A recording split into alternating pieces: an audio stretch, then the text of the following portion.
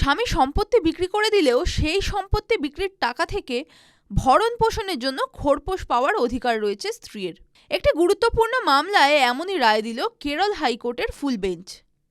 আদালতের তরফে বলা হয়, হিন্দু দম্পতির ক্ষেত্রে বিবাহ বিচ্ছেদের সময় যদি ভরণ পোষণের মামলা দায়েরের পর সম্পত্তি বিক্রির প্রক্রিয়া শুরু হয় কিংবা সম্পত্তির ক্রেতা যদি আগে থেকেই বিক্রেতার স্ত্রীর দাবির কথা জানেন, সেক্ষেত্রে বিক্রি করা সম্পত্তির টাকা থেকেও ভরণ পোষণের খরচ চাইতে পারেন স্ত্রী। বিচারপতি সুশ্রুত অরবিন্দ ধর্মাধিকারী, বিচারপতি পি.ভি. কুন্নকৃষ্ণন ও বিচারপতি জি. গিরিশের বেঞ্চের তরফে জানানো হয়, এ ধরনের মামলার ক্ষেত্রে স্ত্রীর ভরণ পোষণের অধিকার ট্রান্সফার অফ প্রপার্টি অ্যাক্টের ৩৯ ধারা এবং হিন্দু মেনটেন্যান্স অ্যান্ড অ্যাডপশন অ্যাক্টের ২৮ ধারায় সুরক্ষা পাবে। এই ধারাগুলি অনুযায়ী কোনো অস্থাবর সম্পত্তি হস্তান্তরিত হলেও তৃতীয় পক্ষের ভরণ পোষণের অধিকার সুরক্ষিত থাকে। এই আইন অনুযায়ী বিয়ের সময় থেকেই স্ত্রীর ভরণ পোষণের অধিকার সুপ্তভাবে জন্ম নেয়। ভরণ পোষণের মামলা দায়ের হলে তা অপরিণত বা ইনকুয়েট অধিকার হয়ে ওঠে এবং আদালত ভরণ পোষণের আদেশ দিলে তা সম্পত্তির ওপর চার্জ হিসেবে কার্যকর হয়।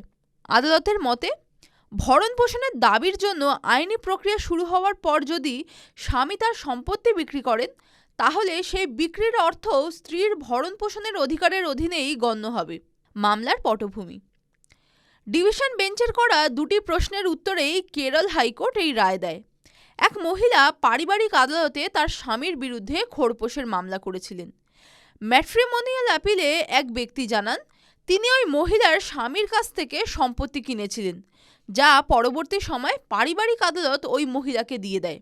ফ্যামিলি কোর্ট ওই ব্যক্তির দাবি খারিজ করে জানায়, ট্রান্সফার অফ প্রপার্টি অ্যাক্টের ৩৯ ধারা অনুযায়ী স্ত্রীর ওই সম্পত্তির ওপর ভরণ পোষণের অধিকার রয়েছে।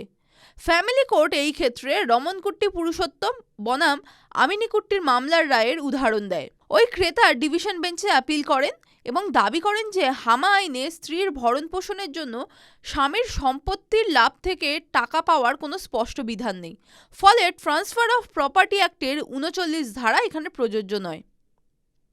ফুল বেঞ্চের পর্যবেক্ষণ: ডিভিশন বেঞ্চ বিভিন্ন রায়ে পরস্পর বিরোধী মত লক্ষ্য করে বিষয়টি ফুল বেঞ্চে পাঠায়। Full bench transfer of property অ্যাক্টের ৩৯ ধারা এবং হিন্দু মেনটেন্যান্স অ্যান্ড অ্যাডপশন অ্যাক্টের ৪, ১৮, ২১, ২৩, ২৭ ও ২৮ ধারা খতিয়ে দেখে জানায় যে ট্রান্সফার অফ প্রপার্টি অ্যাক্টের ৩৯ ধারা সরাসরি সম্পত্তির ওপর অধিকার সৃষ্টি না করলেও ভরণ পোষণের অধিকার থাকলে সম্পত্তি হস্তান্তরের পরও সেই অধিকার সুরক্ষা পায়। হামা আইনের ৪ ধারায় বলা হয়েছে, আইনের কোডিফিকেশনের পর প্রাচীন ধর্মীয় বিধানগুলি অসঙ্গত অংশ কার্যকর নয়। আদালত আরও জানায়, হামার ২৭ ধারাই একমাত্র ধারা যেখানে নির্দিষ্ট পরিস্থিতিতে সম্পত্তির ওপর অধিকার সৃষ্টি করতে পারে, যেমন উইল, আদালতের ডিক্রি কিংবা চুক্তির মাধ্যমে।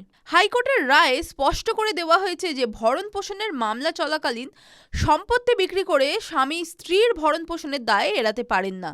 স্ত্রী তার ভরণ পোষণের দাবি সম্পত্তির লাভ থেকেও আদায় করতে পারেন। TV9 Bangla digital.